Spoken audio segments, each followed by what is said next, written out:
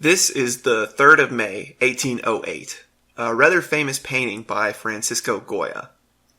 The painting depicts a scene from Napoleon's invasion of Spain. In the painting, we see Napoleonic soldiers executing Spanish resistance fighters. It might not seem like it, but I think this painting illustrates a very important question. Specifically, we're thinking about hierarchies here, with people who are in charge or ruling and people who are subordinate or ruled. Napoleon had conquered Spain, but Spanish partisans did not willingly submit to the French Empire. Indeed, after a period of intense guerrilla conflict, the French were forced to leave the Iberian Peninsula. They could not control it. Why didn't Spanish citizens submit to French rule? For that matter, why did Spanish citizens submit to Spanish rule? Why do you obey the laws of the US, or even the rules of a university? We might be tempted to explain the subordination of some people to others in terms of pure power. After all, if you don't obey the law, men with guns will come to your house and drag you off to prison. So people follow the law because they'll be harmed if they don't. This view of hierarchies has been popular for some time. Indeed, ideas like power and dominance have often made handy bromides for pop psychologists to throw around. But Goya's painting aptly demonstrates a problem with this line of reasoning. The exercise of power is expensive. As was the case with the Spanish partisans, it is possible to control people with the threat of force, but only for so long as you can keep a gun pointed at their head. Most of the time, it is simply not possible to control everyone in a society through force. If you broke the law, you probably would be subjected to the force of the state. But imagine what would happen if everyone decided that they would no longer follow the law. There are just not enough police to force everyone to comply. So why do people comply with the powers that be? This question sits as a core question of both sociology and social philosophy, and the history of both disciplines is full of thinkers tackling this issue. In this video, I want to introduce you to a social psychology theory that looks at this problem. Sociology's core insight into the question of compliance was to draw a distinction between power and authority. Authority and power are often intertwined. Those with authority often have power. But power is not the same thing as authority. Power, as we have already seen, includes the ability to engage in violence, but power is not limited to acts of violence. Max Weber defined power as the ability to overcome the will of another person. So if you want something, and you get your way despite what someone else wants, then you have power over that person. An example of nonviolent power is the power of the purse. If you work a job, a company pays you a wage. If you don't do what they want, then they can stop paying you a wage. In that sense, they have power over you. Authority, on the other hand, represents a belief that a ruler or boss has the right to make claims, to issue orders, or to decide things that impact a group. Authority also includes beliefs that subordinates should comply with those directives. If a person believes that someone else has authority over them, then they believe that they have an obligation to comply with that person's orders. Thus, in authority systems, compliance is voluntary. A major difference between authority and power, then, is that in systems of authority, people believe that the actions of the ruler are legitimate.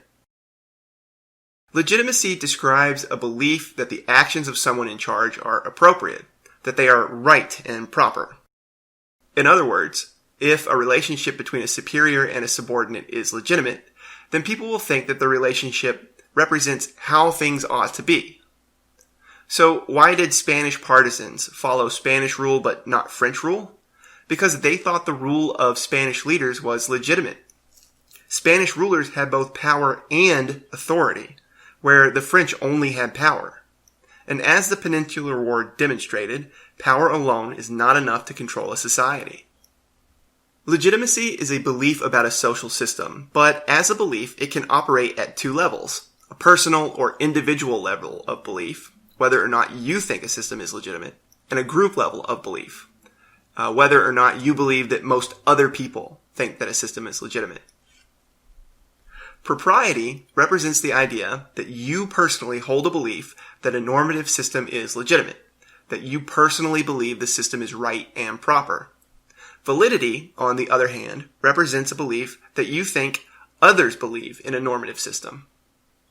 This distinction means that it's possible for you to personally find a normative system illegitimate, but also believe that others find that system legitimate. For example, should you wear a mask in public places? Well, it's possible that you personally believe that people ought not be required to wear masks. If that's the case, then rules about mask wearing do not have propriety for you. But at the same time, you can also recognize that others believe mask wearing is appropriate. Further still, you can recognize that a business has the right to turn you away for not wearing a mask, and that their clerk working at the door has a right to make the decision on behalf of the company. In this case, even though you personally disagree with the mask norm, it's still possible for you to recognize that norm as part of a valid social order. That is, even though you don't personally think masks should be worn, you expect that almost everyone around you believes that they should be worn, and that those in authority positions have the right to enforce a mask rule. This difference between personal and group level beliefs, between propriety and validity, can actually play an important role in the stability of authority hierarchies. To understand how, let's look at how authorities become legitimated or delegitimated. I hope that you can see how propriety contributes to the stability of authority systems. If a person has a belief that an authority system is right and proper, then they're much more willing to comply with the directives of leaders or authorities within that system. Naturally, impropriety has the opposite effect. When people see a system as being not right or out of accordance with the way things should be, they're less likely to comply with that system. One major driver of impropriety in authority systems is how those systems reward or punish individuals. People tend to tolerate the norms of authority systems when they believe that the system is judging them on things that they can actually control. This idea is known as compatibility. When an authority system is evaluating its members on the basis of things that are in their control, then that system is said to be compatible. When a system is evaluating its members on things outside of their control, then it is incompatible. For example, imagine you're working a sales job that expects you to sell a product, but does not provide you any sales leads. Or the product they're offering was so terrible that no one would possibly be interested in it. If your sales job then punished you for failing to sell, we could say that the authority system of that corporation was incompatible. You're being evaluated for things that you can't control. The reasons you could not sell had nothing to do with your skill as a salesperson. If you found yourself in this situation, it's very likely that you would find this upsetting, and that you would want to change the way that you were being evaluated. So incompatibility in an authority system decreases the propriety of that system for any individual who recognizes it as incompatible. This induces instability in authority systems. The more people who view a system as inappropriate, the more pressure there will be to change the system. Propriety acts as a source of instability for incompatible systems, but validity actually plays a big role in preventing change. Recall that validity is a belief that others view an authority system as legitimate. Even in authority systems, where an individual comes to regard the system as illegitimate, validity can act to compel them to comply with the norms of the system. If an individual believes that most people, or even just a few important people, recognize an order as legitimate, then they're much less likely to try and change that system. Validity can be used to explain how systems that have a high degree of incompatibility are not challenged by members of that system. If the level of impropriety in an authority system is high, people might still comply with the norms of that system if they believe that most other people see the system as legitimate. This is possible because validity creates expectations for how individuals believe others will act. In an authority system with high validity, a person expects others in the system to support it. Because authority structures are hierarchies, there's really two different ways it can be supported. Authority figures within the system can support it. We call supporting behaviors of authority figures authorization. And subordinates within the system can support it. We call supporting behaviors of subordinates endorsement. When the validity of a system is high, individuals expect both authorization and endorsement behaviors from others within the system. If an individual who is at the bottom of an authority structure wants to reform the system and validity is high, then they can expect authorities to sanction them, to punish them for their attempts to buck the system. But they can also expect a lack of support from their peers, because endorsement behavior would include things like tolerating the sanctioning of someone trying to change the system. So, when validity is high, it's in the best interest of everyone in the system to follow the system's norms, even if they personally disagree with those norms. But if you're following the system's norms, then you are supporting the system. And so authorization and endorsement cause a self-fulfilling prophecy, keeping the validity of a system high even in cases where many in the system may not agree with its norms. In this situation, where validity is high but propriety is low, we can think of legitimacy really as an information problem. A lot of people might dislike the system, but believe, falsely, that others support it.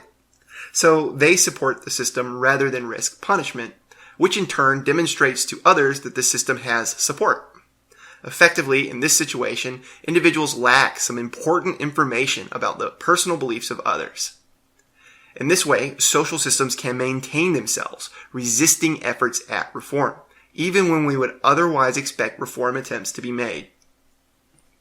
I have presented to you the core logic of legitimacy theory, and some of you, I think, might find it a little bit complicated, and I would agree with you. But it's also a very useful way to think about a lot of social problems. As I'm recording this video, the US is going through a period of civil unrest. There are people pushing to reform, among other things, the way our law enforcement and judicial systems work. Are these systems legitimate? Well, it's difficult to argue that the way we enforce laws and punish people in the US is not heavily racialized. A dispassionate review of the way that race and the justice system interact clearly show unequal treatment of individuals under the law on the basis of race. For example, researchers at Stanford have shown that you're much more likely to be pulled over for a minor traffic infraction if you're African American as opposed to white. Researchers have also shown that, net of all other factors, African American men get much harsher sentences when compared to white men who have committed similar crimes. These are just two examples of fairly substantial disparities in our justice system. It's not a stretch to assume that this type of sentencing or law enforcement disparity would induce a sense of impropriety among people who are unjustly targeted. If you're the victim of systemic racism in the judicial system, then you're probably less likely to personally believe that the system is legitimate. But at the same time, this is not the first time the US has gone through a period of civil unrest. And the protests that have been happening over the last few months are not the first time that people have tried to reform the judicial system. So why has there been no long-lasting reform? Well, one piece of the puzzle could be that for the US judicial system, validity is actually pretty high. Most people think that others support the system as it is. Protests can be thought of as a direct challenge to the validity of the judicial system. Protesters are demonstrating that not everyone supports the system the way it is. Of course, there are likely many reasons that long-term reform has been unsuccessful, but I do think that legitimacy plays an important role, and I wanted to leave you with that thought. Okay, I'll see you in the next video.